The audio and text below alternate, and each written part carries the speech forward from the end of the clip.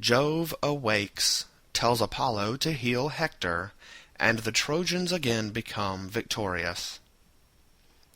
But when their flight had taken them past the trench and the set stakes, and many had fallen by the hands of the Danaans, the Trojans made a halt on reaching their chariots, routed and pale with fear. Jove now awoke on the crests of Ida, where he was lying with golden-throned Juno by his side, and starting to his feet he saw the Trojans and the Achaeans, the one thrown into confusion, and the others driving them pell-mell before them with King Neptune in their midst.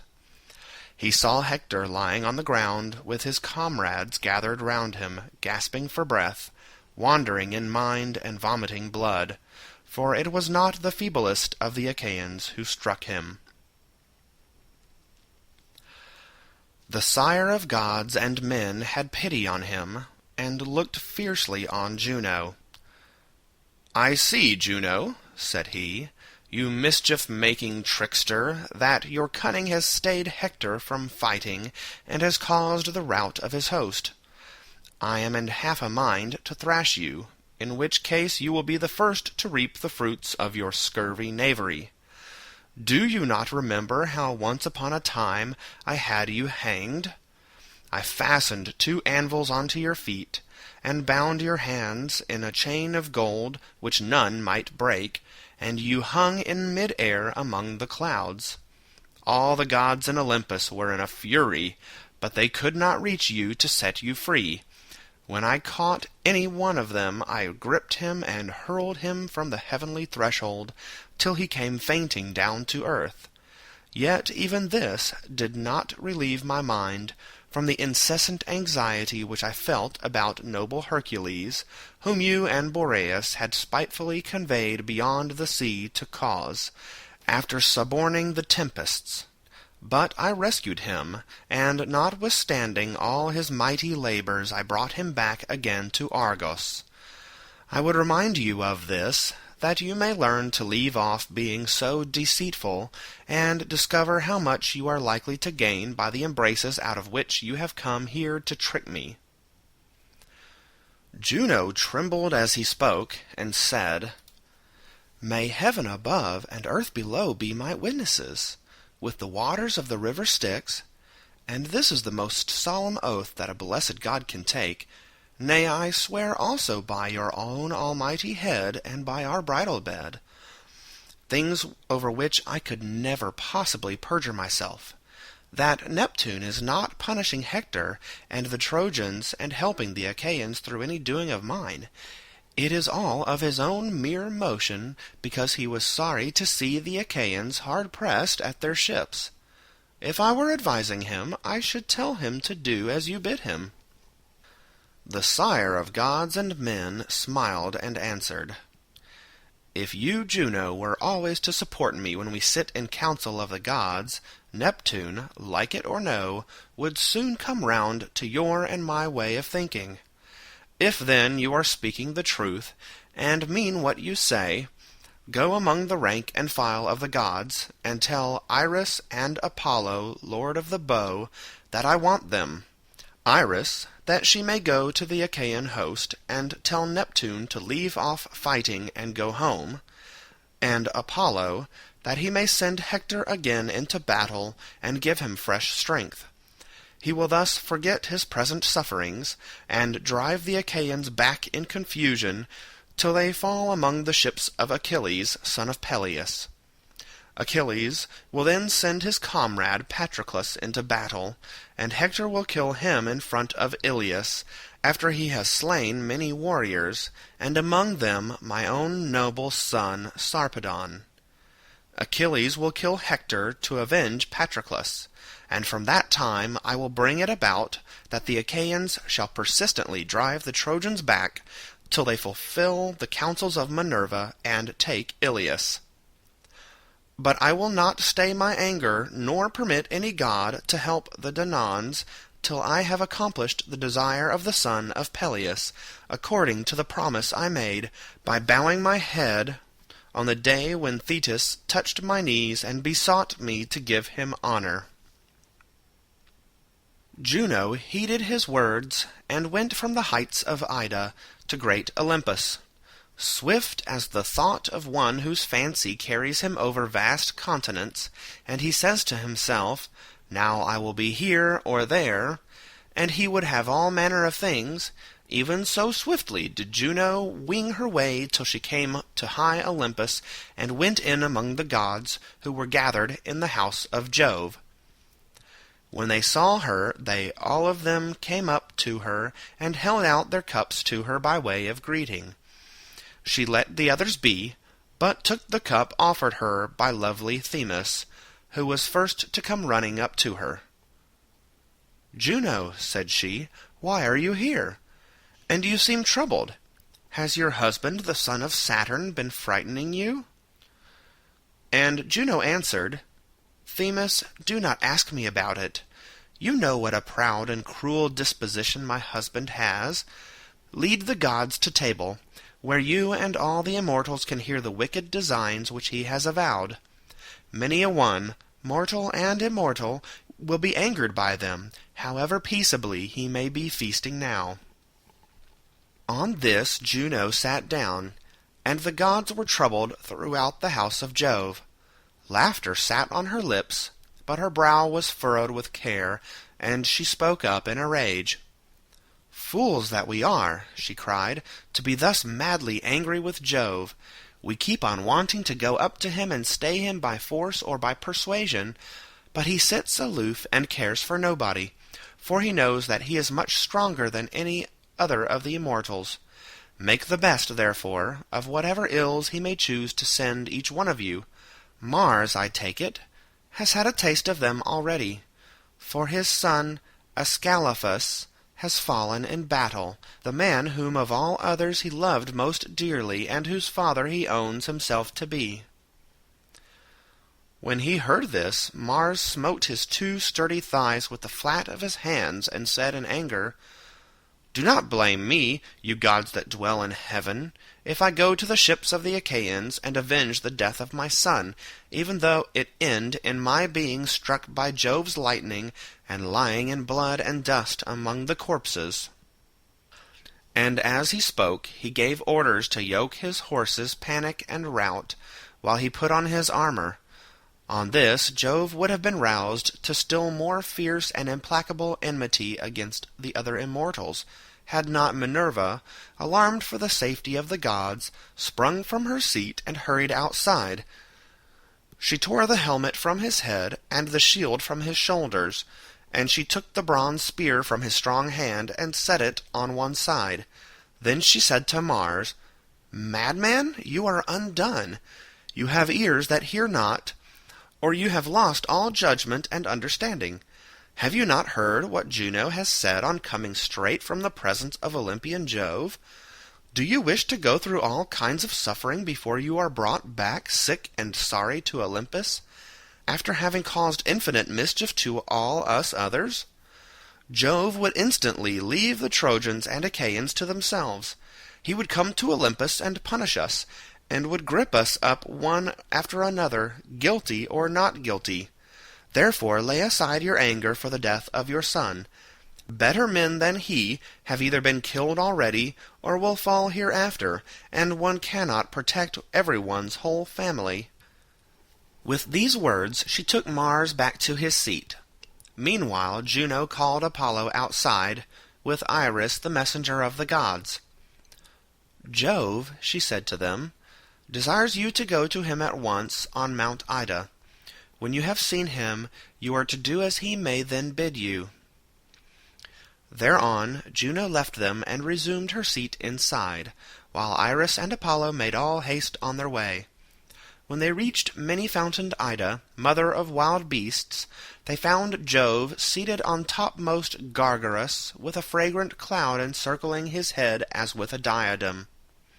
They stood before his presence, and he was pleased with them for having been so quick in obeying the orders his wife had given them. He spoke to Iris first. "Go," said he, "fleet Iris, tell King Neptune what I now bid you, and tell him true. Bid him leave off fighting, and either join the company of the gods, or go down into the sea. If he takes no heed and disobeys me, let him consider well whether he is strong enough to hold his own against me if I attack him. I am older and much stronger than he is. Yet he is not afraid to set himself up as on a level with myself, of whom all the other gods stand in awe." Iris, fleet as the wind, obeyed him, and as the cold hail or snowflakes that fly from out the clouds before the blast of Boreas, even so did she wing her way till she came close up to the great shaker of the earth. Then she said, "I have come, O dark-haired king that holds the world in his embrace, to bring you a message from Jove. He bids you leave off fighting, and either join the company of the gods, or go down into the sea. If, however, you take no heed and disobey him, he says he will come down here and fight you. He would have you keep out of his reach, for he is older and much stronger than you are, and yet you are not afraid to set yourself up as on a level with himself, of whom all the other gods stand in awe." Neptune was very angry and said, "Great heavens! Strong as Jove may be, he has said more than he can do if he has threatened violence against me, who am of like honor with himself. We were 3 brothers whom Rhea bore to Saturn, Jove, myself, and Hades, who rules the world below. Heaven and earth were divided into 3 parts, and each of us was to have an equal share. When we cast lots, it fell to me to have my dwelling in the sea for evermore. Hades took the darkness of the realms under the earth, while air and sky and clouds were the portion that fell to Jove. But earth and great Olympus are the common property of all. Therefore I will not walk as Jove would have me. For all his strength, let him keep to his own 3rd share, and be contented without threatening to lay hands upon me as though I were nobody. Let him keep his bragging talk for his own sons and daughters, who must perforce obey him." Iris, fleet as the wind, then answered, "Am I really Neptune, to take this daring and unyielding message to Jove, or will you reconsider your answer? Sensible people are open to argument, and you know that the Erinyes always range themselves on the side of the older person." Neptune answered, "Goddess Iris, your words have been spoken in season. It is well when a messenger shows so much discretion. Nevertheless, it cuts me to the very heart that anyone should rebuke so angrily another who is his own peer, and of like empire with himself. Now, however, I will give way in spite of my displeasure. Furthermore, let me tell you, and I mean what I say, if contrary to the desire of myself, Minerva, driver of the spoil, Juno, Mercury, and King Vulcan, Jove spares steep Ilius, and will not let the Achaeans have the great triumph of sacking it. Let him understand that he will incur our implacable resentment." Neptune now left the field to go down under the sea, and sorely did the Achaeans miss him. Then Jove said to Apollo, "Go, dear Phoebus, to Hector, for Neptune, who holds the earth in his embrace, has now gone down under the sea to avoid the severity of my displeasure. Had he not done so, those gods who are below with Saturn would have come to hear of the fight between us. It is better for both of us that he should have curbed his anger and kept out of my reach, for I should have much trouble with him. Take then your tasselled aegis, and shake it furiously, so as to set the Achaean heroes in a panic. Take, moreover, brave Hector, O Far-darter, into your own care, and rouse him to deeds of daring, till the Achaeans are sent flying back to their ships and to the Hellespont. From that point I will think it well over, how the Achaeans may have a respite from their troubles." Apollo obeyed his father's saying, and left the crests of Ida, flying like a falcon, bane of doves, and swiftest of all birds. he found Hector no longer lying upon the ground, but sitting up, for he had just come to himself again. He knew those who were about him, and the sweat and hard breathing had left him from the moment when the will of aegis-bearing Jove had revived him. Apollo stood beside him and said, "Hector, son of Priam, why are you so faint, and why are you here away from the others? Has any mishap befallen you?" Hector, in a weak voice, answered, "And which, kind sir, of the gods are you, who now ask me thus?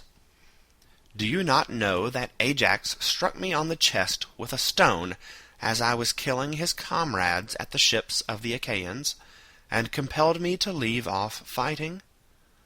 I made sure that this very day I should breathe my last and go down into the house of Hades." Then King Apollo said to him, "Take heart. The son of Saturn has sent you a mighty helper from Ida to stand by you and defend you, even me, Phoebus Apollo of the golden sword, who have been guardian hitherto not only of yourself but of your city. Now therefore order your horsemen to drive their chariots to the ships in great multitudes. I will go before your horses to smooth the way for them, and will turn the Achaeans in flight." As he spoke, he infused great strength into the shepherd of his people, and as a horse, stabled and full fed, breaks loose and gallops gloriously over the plain to the place where he is wont to take his bath in the river, he tosses his head and his mane streams over his shoulders, as in all the pride of his strength he flies full speed to the pastures where the mares are feeding. Even so Hector, when he heard what the gods said, urged his horsemen on, and sped forward as fast as his limbs could take him. As country peasants set their hounds on to a homed stag or wild goat, he has taken shelter under rock or thicket, and they cannot find him, but, lo, a bearded lion whom their shouts have roused stands in their path, and they are in no further humour for the chase. Even so, the Achaeans were still charging on in a body, using their swords and spears pointed at both ends. But when they saw Hector going about among his men, they were afraid, and their hearts fell down into their feet. Then spoke Thoas, son of Andraemon, leader of the Aetolians, a man who could throw a good throw, and who was staunch also in close fight, while few could surpass him in debate when opinions were divided. He then with all sincerity and goodwill addressed them thus: "What in heaven's name do I see now? Is it not Hector come to life again? Everyone made sure he had been killed by Ajax, son of Telamon, but it seems that one of the gods has again rescued him. He has killed many of us Danaans already, and I take it will yet do so, for the hand of Jove must be with him, or he would never dare show himself so masterful in the forefront of the battle. Now therefore let us all do as I say. Let us order the main body of our forces to fall back upon the ships, but let those of us who profess to be the flower of the army stand firm, and see whether we cannot hold Hector back at the point of our spears as soon as he comes near us. I conceive that he will then think better of it before he tries to charge into the press of the Danaans." Thus did he speak, and they did even as he said. Those who were about Ajax and King Idomeneus, the followers moreover of Teucer, Meriones, and Meges, peer of Mars, called all their best men about them and sustained the fight against Hector and the Trojans, but the main body fell back upon the ships of the Achaeans. The Trojans pressed forward in a dense body, with Hector striding on at their head. Before him went Phoebus Apollo, shrouded in cloud about his shoulders. He bore aloft the terrible aegis, with its shaggy fringe, which Vulcan the smith had given Jove to strike terror into the hearts of men. With this in his hand he led on the Trojans. The Argives held together and stood their ground. The cry of battle rose high from either side, and the arrows flew from the bowstrings. Many a spear sped from strong hands and fastened in the bodies of many a valiant warrior, while others fell to earth midway, before they could taste of a man's fair flesh and glut themselves with blood. So long as Phoebus Apollo held his aegis quietly and without shaking it, the weapons on either side took effect and the people fell. But when he shook it straight in the face of the Danaans, and raised his mighty battle cry, their hearts fainted within them, and they forgot their former prowess. As when two wild beasts spring in the dead of night on a herd of cattle, or a large flock of sheep, when the herdsman is not there, even so were the Danaans struck helpless, for Apollo filled them with panic and gave victory to Hector and the Trojans.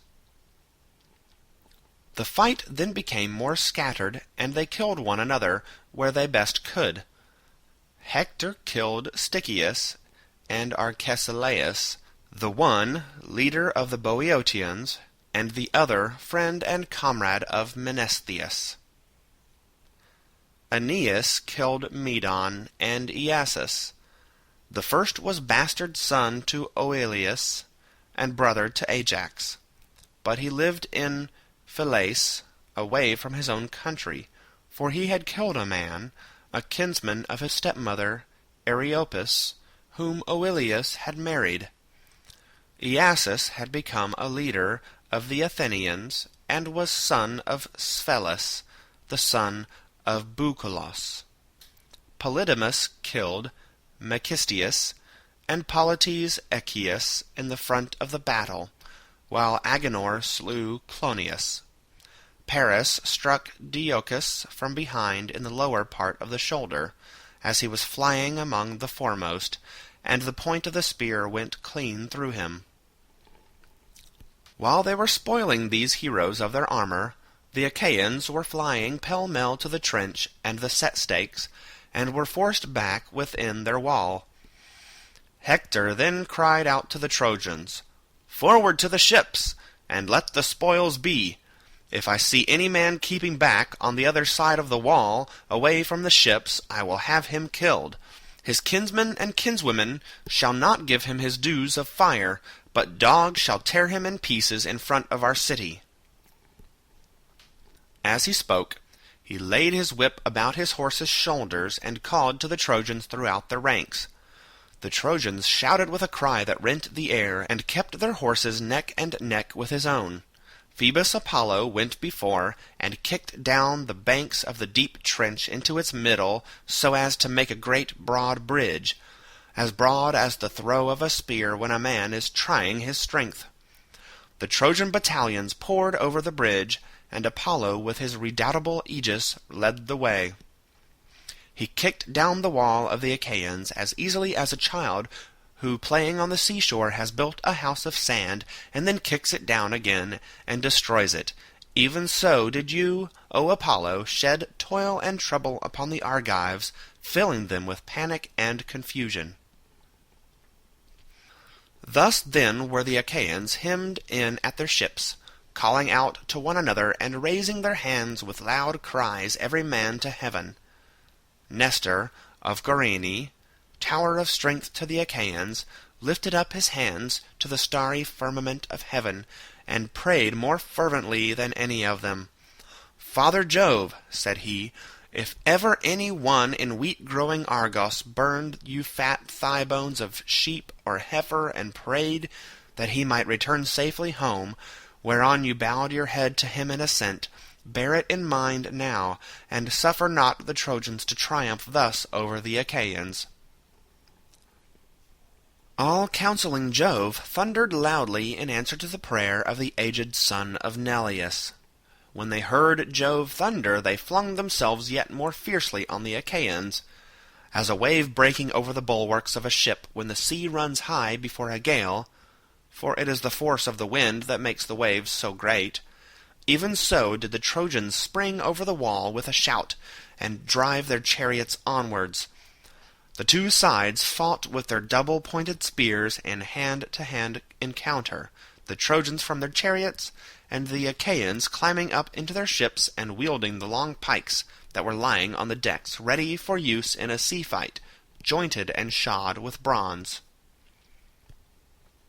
Now Patroclus, so long as the Achaeans and Trojans were fighting about the wall, but were not yet within it and at the ships, remained sitting in the tent of good Eurypylus, entertaining him with his conversation and spreading herbs over his wound to ease his pain. When, however, he saw the Trojans swarming through the breach in the wall, while the Achaeans were clamoring and struck with panic, he cried aloud and smote his two thighs with the flat of his hands. "Eurypylus," he said in his dismay, "I know you want me badly, but I cannot stay with you any longer, for there is hard fighting going on. A servant shall take care of you now, for I must make all speed to Achilles, and induce him to fight if I can. Who knows, but with heaven's help I may persuade him. A man does well to listen to the advice of a friend." When he had thus spoken he went his way. The Achaeans stood firm and resisted the attack of the Trojans, yet though these were fewer in number, they could not drive them back from the ships, neither could the Trojans break the Achaean ranks and make their way in among the tents and ships.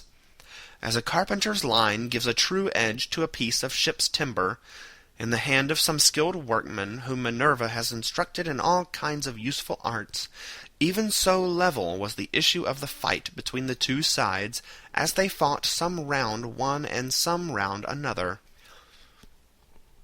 Hector made straight for Ajax, and the two fought fiercely about the same ship. Hector could not force Ajax back and fire the ship, nor yet could Ajax drive Hector from the spot to which heaven had brought him.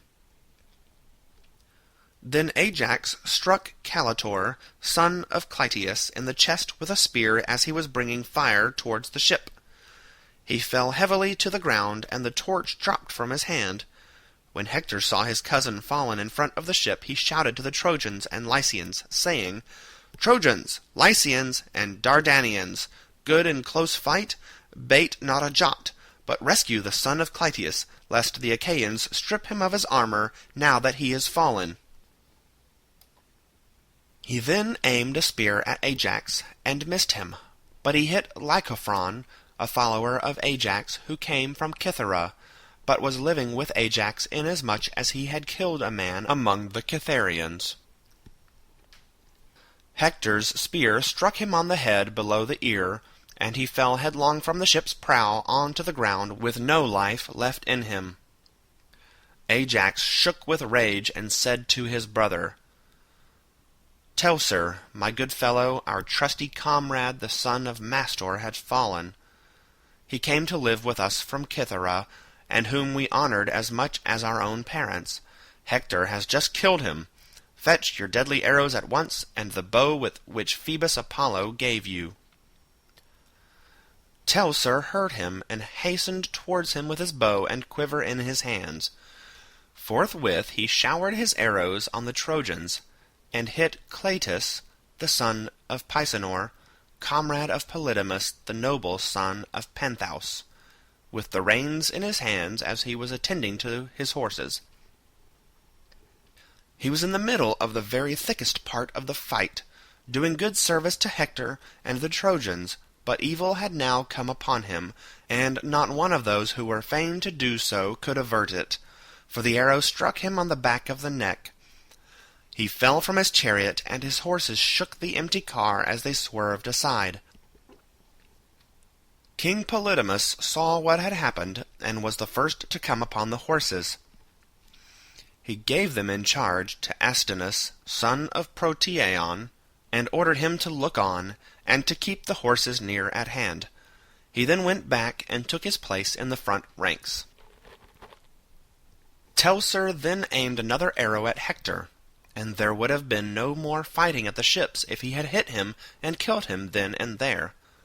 Jove, however, who kept watch over Hector, had his eyes on Teucer, and deprived him of his triumph by breaking his bowstring for him just as he was drawing it, and about to take his aim. On this the arrow went astray, and the bow fell from his hands. Teucer shook with anger and said to his brother, "Alas, see how heaven thwarts us in all we do. It has broken my bowstring and snatched the bow from my hand, though I strung it this selfsame morning that it might serve me for many an arrow." Ajax son of Telamon answered, "My good fellow, let your bow and your arrows be, for Jove has made them useless in order to spite the Danaans. Take your spear, lay your shield upon your shoulder, and both fight the Trojans yourself and urge others to do so. They may be successful for the moment, but if we fight as we ought, they will find it a hard matter to take the ships." Teucer then took his bow and put it by in his tent. He hung a shield 4 hides thick about his shoulders, and on his comely head he set his helmet well wrought with a crest of horsehair that nodded menacingly above it. He grasped his redoubtable bronze-shod spear, and forthwith he was by the side of Ajax.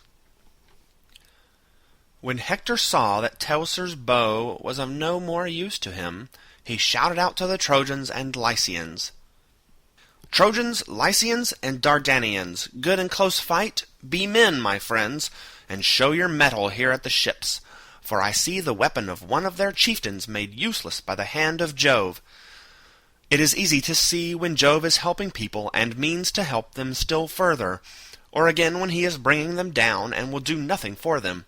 He is now on our side, and is going against the Argives. Therefore swarm round the ships and fight. If any of you is struck by spear or sword and loses his life, let him die. He dies with honor who dies fighting for his country. And he will leave his wife and children safe behind him, with his house and allotment unplundered, if only the Achaeans can be driven back to their own land, they and their ships." With these words he put heart and soul into them all. Ajax on the other side exhorted his comrades, saying, "Shame on you, Argives! We are now utterly undone, unless we can save ourselves by driving the enemy from our ships. Do you think, if Hector takes them, that you will be able to get home by land? Can you not hear him cheering on his whole host to fire our fleet, and bidding them remember that they are not at a dance but in battle? Our only course is to fight them with might and main. We had better chance it, life or death, once for all, than fight long and without issue hemmed in at our ships by worse men than ourselves." With these words he put life and soul into them all. Hector then killed Schedius, son of Perimedes, leader of the Phocians, and Ajax killed Laodamas, captain of foot soldiers, and son to Antenor. Polydamas killed Otus of Cyllene, a comrade of the son of Phyleus, and chief of the proud Epeans. When Meges saw this he sprang upon him, but Polydamas crouched down, and he missed him, for Apollo would not suffer the son of Panthaus to fall in battle, but the spear hit Croesmus in the middle of his chest, whereon he fell heavily to the ground, and Meges stripped him of his armour. At that moment the valiant soldier Dolops, son of Lampus, sprang upon Lampus, was son of Laomedon, and for his valour, while his son Dolops was versed in all the ways of war. He then struck the middle of the son of Phyleus' shield with his spear, setting on him at close quarters, but his good corslet, made with plates of metal, saved him. Phyleus had brought it from Ephyra and the river Selleis, where his host, King Euphates, had given it him to wear in battle and protect him. It now served to save the life of his son. Then Meges struck the topmost crest of Dolops's bronze helmet with his spear, and tore away its plume of horsehair, so that all newly dyed with scarlet as it was, it tumbled down into the dust. While he was still fighting and confident of victory, Menelaus came up to help Meges, and got by the side of Dolops unperceived. He then speared him in the shoulder from behind, and the point, driven so furiously, went through into his chest, whereon he fell headlong. The two then made towards him to strip him of his armour, But Hector called on all his brothers for help, and he especially upbraided brave Melanippus, son of Hicetaon, who erewhile used to pasture his herds of cattle in Percote before the war broke out. But when the ships of the Danaans came, he went back to Ilius, where he was eminent among the Trojans, and lived near Priam, who treated him as one of his own sons. Hector now rebuked him and said, "Why, Melanippus, are we thus remiss? Do you take no note of the death of your kinsmen? And do you not see how they are trying to take Dolops's armor? Follow me. There must be no fighting the Argives from a distance now, but we must do so in close combat till either we kill them or they take the high wall of Ilius and slay her people." He led on as he spoke, and the hero Melanippus followed after. Meanwhile Ajax, son of Telamon, was cheering on the Argives. "My friends," he cried, "be men, and fear dishonor. Quit yourselves in battle, so as to win respect from one another. Men who respect each other's good opinion are less likely to be killed than those who do not, but in flight there is neither gain nor glory." Thus did he exhort men who were already bent upon driving back the Trojans. They laid his words to heart, and hedged the ships as with a wall of bronze, while Jove urged on the Trojans. Menelaus of the loud battle-cry urged Antilochus on. "Antilochus," said he, "you are young, and there is none of the Achaeans more fleet of foot or more valiant than you are. See if you cannot spring upon some Trojan and kill him." He hurried away when he had thus spurred Antilochus, who at once darted out from the front ranks and aimed a spear, after looking carefully round him. The Trojans fell back as he threw, and the dart did not speed from his hand without effect, for it struck Melanippus, the proud son of Hicetaon, in the breast by the nipple as he was coming forward, and his armor rang rattling round him as he fell heavily to the ground. Antilochus sprang upon him as a dog springs on a fawn which a hunter has hit, as it was breaking away from its covert, and killed it. Even so, O Melanippus, did stalwart Antilochus spring upon you to strip you of your armor. But noble Hector marked him, and came running up to him through the thick of the battle. Antilochus, brave soldier though he was, would not stay to face him, but fled like some savage creature which knows it has done wrong, and flies when it has killed a dog or a man who is herding his cattle, before a body of men can be gathered to attack it. Even so did the son of Nestor fly, and the Trojans and Hector with a cry that rent the air showered their weapons after him, nor did he turn round and stay his flight till he had reached his comrades. The Trojans, fierce as lions, were still rushing on towards the ships in fulfillment of the behests of Jove, who kept spurring them on to new deeds of daring, while he deadened the courage of the Argives, and defeated them by encouraging the Trojans. For he meant giving glory to Hector son of Priam, and letting him throw fire upon the ships, till he had fulfilled the unrighteous prayer that Thetis had made him. Jove therefore bided his time till he should see the glare of a blazing ship. From that hour he was about so to order that the Trojans should be driven back from the ships, and to vouchsafe glory to the Achaeans. With this purpose he inspired Hector son of Priam, who was cager enough already, to assail the ships.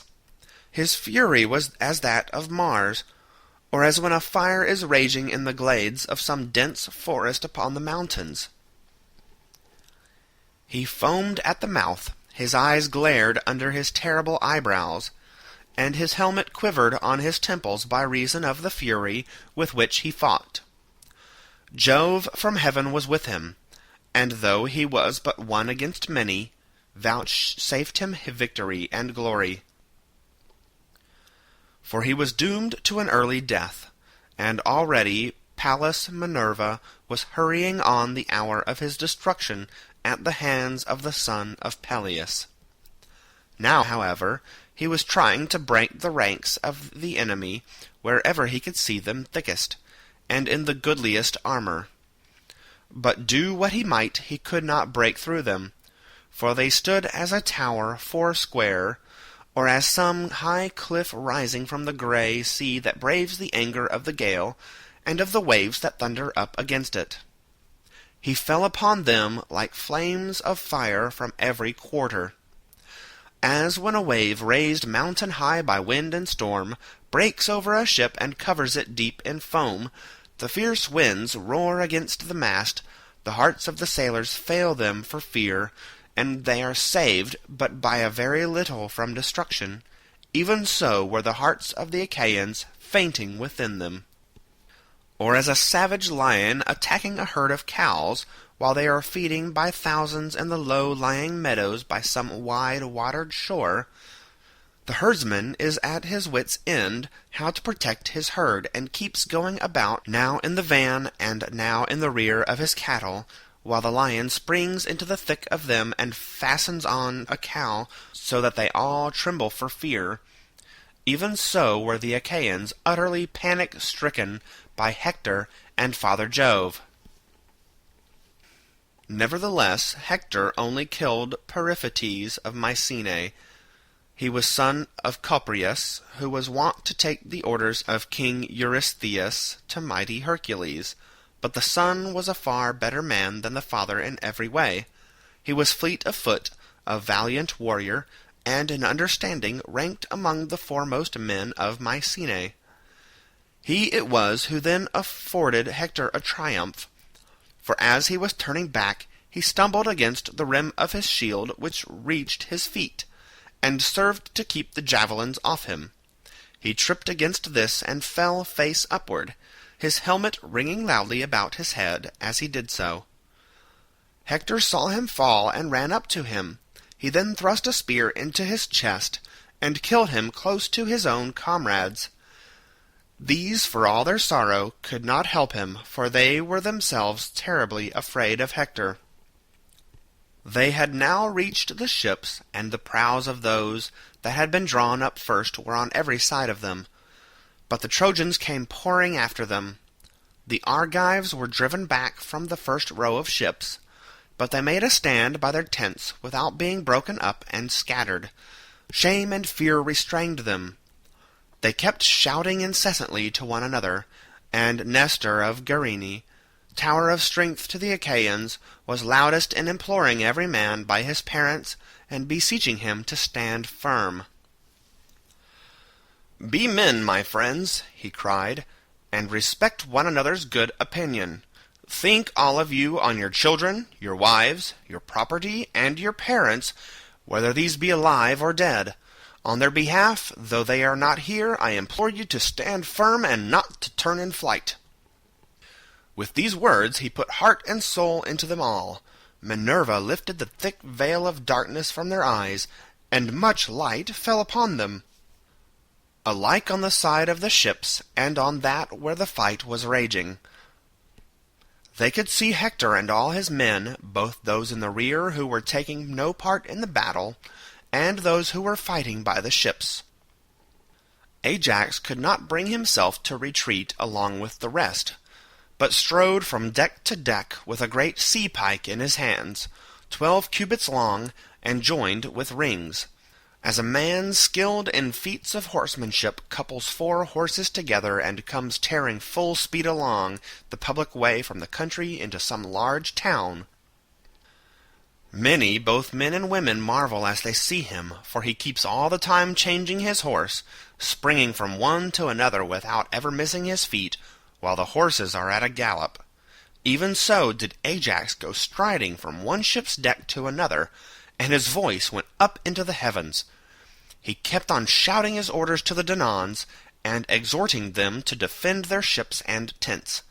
Neither did Hector remain within the main body of the Trojan warriors, but as a dun eagle swoops down upon a flock of wildfowl feeding near a river geese, it may be, or cranes, or long-necked swans, even so did Hector make straight for a dark prowed ship rushing right towards it, for Jove with his mighty hand impelled him forward and roused his people to follow him. And now the battle again raged furiously at the ships. You would have thought the men were coming on fresh and unwearied, so fiercely did they fight. And this was the mind in which they were. The Achaeans did not believe they should escape destruction, but thought themselves doomed, while there was not a Trojan but his heart beat high with the hope of firing the ships and putting the Achaean heroes to the sword. Thus were the two sides minded. Then Hector seized the stern of the good ship that had brought Protesilaus to Troy, but never bore him back to his native land. Round this ship there raged a close hand-to-hand fight between the Danaans and the Trojans. They did not fight at a distance with bows and javelins, but with one mind hacked at another in close combat with their mighty swords and spears pointed at both ends. They fought moreover with keen battle-axes and with hatchets. Many a good stout blade, hilted and scabbarded with iron, fell from hand or shoulder as they fought, and the earth ran red with blood. Hector, when he had seized the ship, would not loose his hold, but held on to its curved stern and shouted to the Trojans, "Bring fire, and raise the battle-cry, all of you with a single voice! Now has Jove vouchsafed us a day that will pay us for all the rest. This day we shall take the ships which came hither against heaven's will, and which have caused us such infinite suffering through the cowardice of our counselors, who when I would have done battle at the ships held me back and forbade the host to follow me. If Jove did then indeed warp our judgments, himself now commands me and cheers me on." As he spoke thus, the Trojans sprang yet more fiercely on the Achaeans, and Ajax no longer held his ground, for he was overcome by the darts that were flung at him, and made sure that he was doomed. Therefore he left the raised deck at the stern, and stepped back on to the 7-foot bench of the oarsmen. Here he stood on the lookout, and with his spear held back Trojan whom he saw bringing fire to the ships. All the time he kept on shouting at the top of his voice and exhorting the Danaans. "My friends," he cried, "Danaan heroes, servants of Mars, be men, my friends, and fight with might and with main. Can we hope to find helpers hereafter, or a wall to shield us more surely than the one we have? There is no strong city within reach, whence we may draw fresh forces to turn the scales in our favor. We are on the plain of the armed Trojans with the sea behind us, and far from our own country. Our salvation, therefore, is in the might of our hands and in hard fighting." As he spoke, he wielded his spear with still greater fury, and when any Trojan made towards the ships with fire at Hector's bidding, he would be on the lookout for him, and drive at him with his long spear. 12 men did he thus kill in hand-to-hand fight before the ships. End of Book 15.